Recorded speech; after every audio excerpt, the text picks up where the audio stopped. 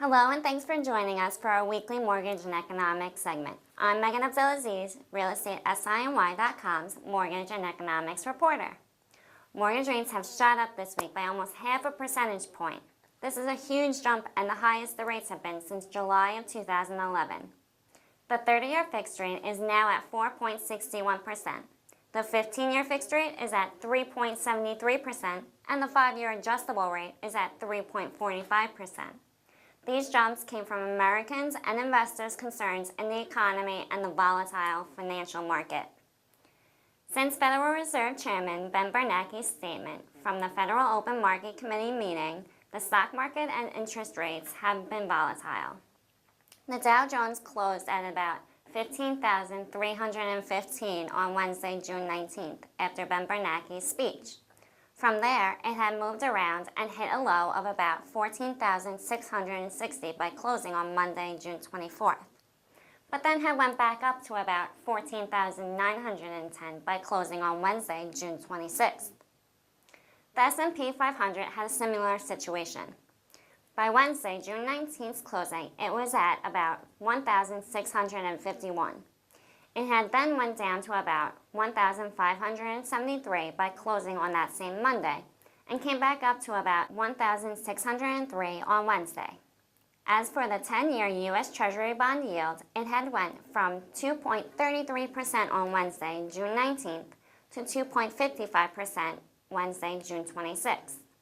Since investors are worried about what will happen once the Federal Reserve does take away the quantitative easing program, they have been pulling out of the stock and bond markets, causing the mortgage rates to go up and up. Along with the investors' concerns in the financial markets, Americans are concerned with the economy. We can tell this through Gallup.com's Economic Confidence Index, which is revised each week. First, we looked at the Americans' net ratings of economic outlook in the U.S. In this poll, 50% of Americans felt that the economy is getting worse, and 46% felt that it is getting better. The results for last week were just about the same, where 49% thought it was getting worse and 45% thought it was getting better. Next, we looked at Americans' net ratings of current economic conditions in the U.S., which also came in just about where it was last week.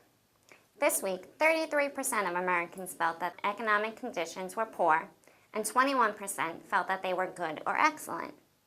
Last week, the only difference was the amount of Americans that felt the current economic conditions were good or excellent was 20%. With these new results from their two polls, Gallup.com revised their weekly average economic confidence index. The weekly average had went up this week from -9 to -8. The newly released housing market data has been coming in more and more positive over the past months. This week, there were two new reports released about the housing market: new residential sales in May 2013 and May pending home sales. First, we looked at the new residential sales in May 2013, which was released on Tuesday, June 25th by the Department of Housing and Urban Development. The first thing this report talks about is the number of new single-family homes that sold in May, which was up 2.1% from April and is up 29% from May of 2012.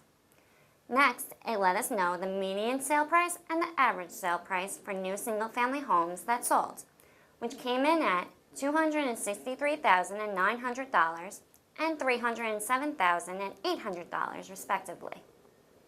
Lastly, it let us know the national estimate amount of new single-family homes that were on the market by the end of May, which was at 161,000.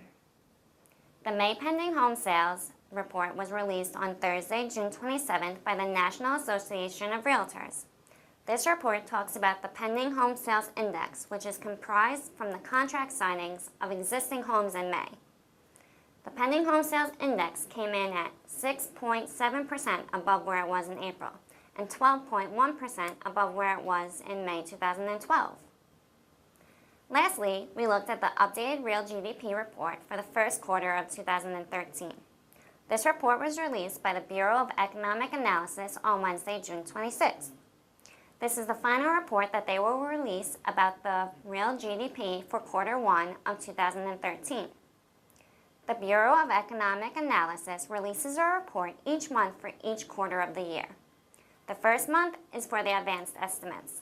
The second is for the second estimates. And the last is for the third estimate and final number for the quarter.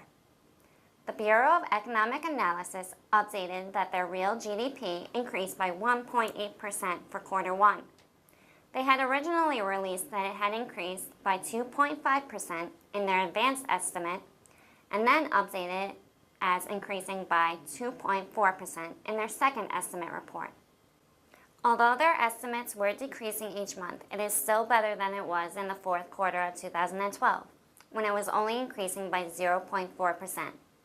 These increases mostly came from the private inventory investments and increases in personal consumption expenditures. The mortgage rates have been moving around a lot lately, so if you're looking to buy a home, tune in again with us each week to see how mortgage rates are faring. Also, make sure to check out our mortgage blog each week on trendingsiny.com. Thank you for watching, and be sure to like us on Facebook, follow us on Google+, subscribe to our YouTube channel, and follow our blog at trendingsiny.com. Once again, this is Megan Abdelaziz with realestatesiny.com.